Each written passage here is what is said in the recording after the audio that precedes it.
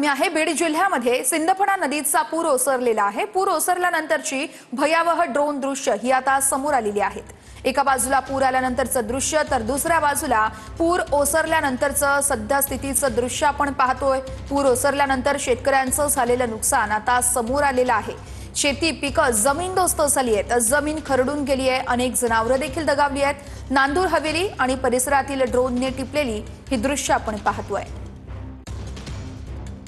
पूर ओसरल्यानंतर अंगावर काटा आणणारी ही दृश्य आपण पाहतोय। नंदुरबार बीडमधील नांदूर हवेली या ठिकाणची ही सगळी दृश्य आहेत आणि शेतकऱ्यांचं घरांचं असेल, पिकांचं असेल, कशा पद्धतीने नुकसान झालंय हे आपण बघू शकतोय। सिंदफणा नदीची पुराच्या वेळेसची ही दृश्य आणि दुसरी दृश्य आहेत पूर ओसरल्यानंतरची अंगावर काटा आणणारी ही भयावह दृश्य आपण पाहतोय। नांदूर हवेलीत शेती, घर सगळं काही उद्ध्वस्त झालंय।